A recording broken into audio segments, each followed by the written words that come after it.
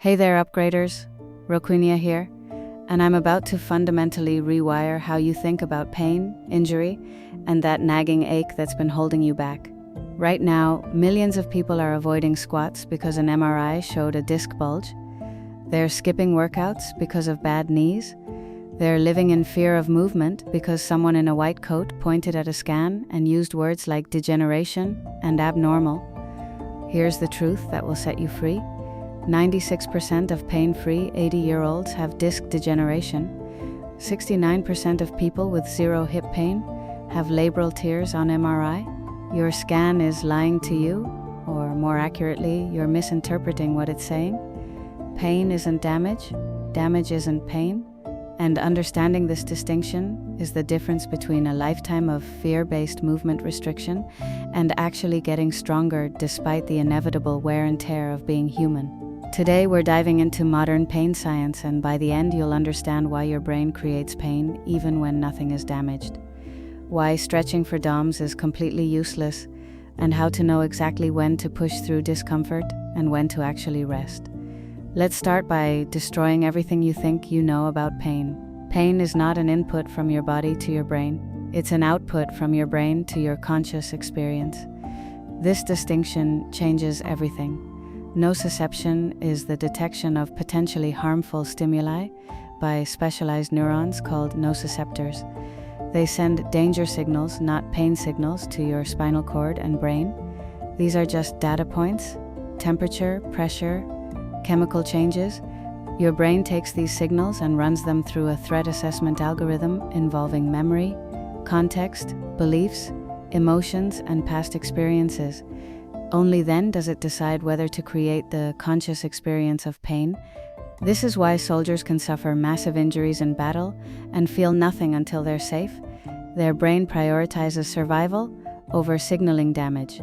It's why phantom limb pain exists. Pain in a body part that's literally not there. The brain can create pain without any input whatsoever. But here's where it gets really interesting. Your brain can become overprotective. This is central sensitization, where your nervous system essentially turns up the volume on all incoming signals. Normal touch becomes painful. Harmless movements trigger alarm bells. The mechanism is elegant and terrifying. Repeated or intense danger signals cause NMDA receptors in your spinal cord to lose their magnesium block. Calcium floods in, creating long-term potentiation, essentially a superhighway for pain signals. Your nervous system has learned to be hypersensitive, like a smoke alarm that goes off when you make toast.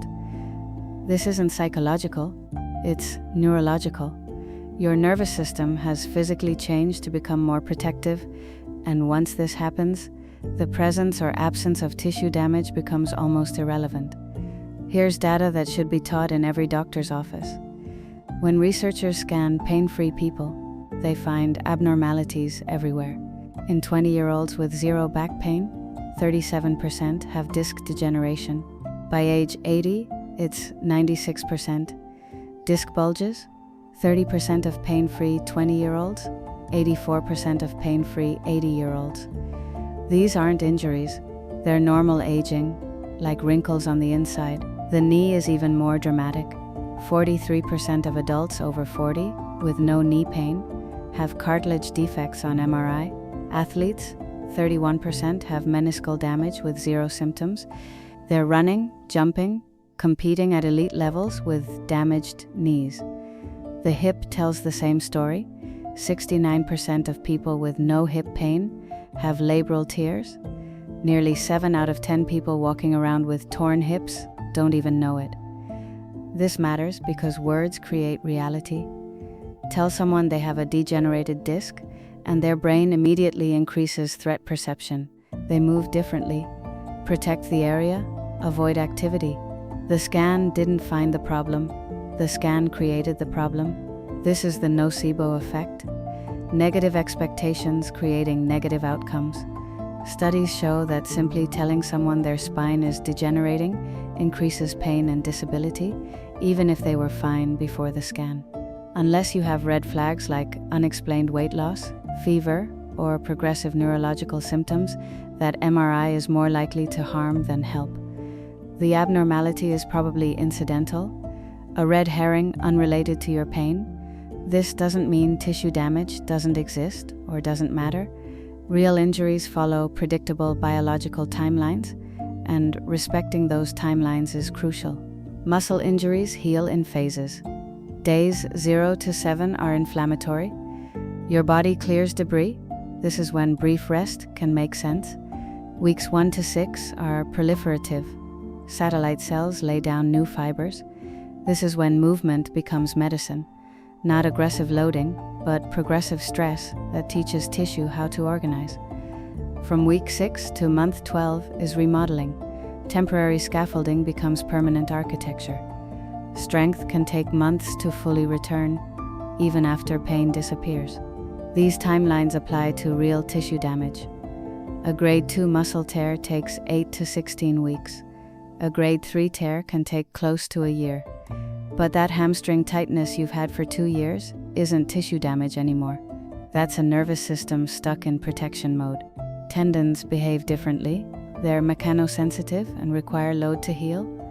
Complete rest makes tendinopathy worse. The gold standard is heavy, slow resistance training, 3 seconds up, 3 seconds down, heavy enough that 6 to 8 reps are challenging. Slow, heavy loading drives collagen remodeling and increases tendon stiffness in a good way. Fast, reactive movements while inflamed only add irritation. Delayed onset muscle soreness is not injury, it's not lactic acid. And most recovery strategies are useless. DOMS peaks 24 to 72 hours after novel or eccentric exercise. It's micro-trauma plus inflammation, and it's part of adaptation. A large meta-analysis testing nearly every recovery intervention found that massage works. It reduces soreness and fatigue by modulating inflammation and perceived threat. It doesn't speed tissue repair, but it makes you feel better. Cold water immersion only helps within about 6 hours post-exercise. After that, it's just discomfort. Compression garments help perceived fatigue, not healing.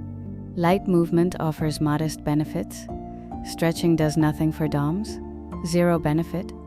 Aggressive stretching may even worsen soreness. The best recovery protocol is boring. Time, light movement, protein, sleep, and patience. So how do you decide when to push versus rest? Pain rated 0 to 3 out of 10 is generally safe to train through. This discomfort often decreases as you warm up. 4 to 5 out of 10 means proceed with caution. Don't increase load. Use the 24-hour rule.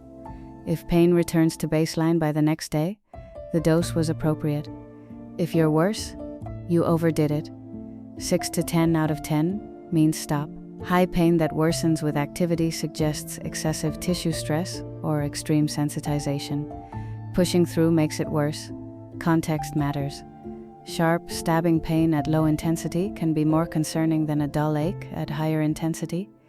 Pain that alters your movement pattern deserves attention, regardless of number. The 24-hour response is your most reliable guide. For persistent pain beyond healing timelines, rest is not the solution. Graded exposure is identify avoided movements, rank them from least to most threatening, gradually reintroduce them with normal mechanics, no bracing, no protective rituals. You're teaching your nervous system that movement is safe. Each successful exposure weakens the danger association. Your brain rewires. This is neurological retraining, not willpower. Here's how to navigate pain going forward. Audit your beliefs.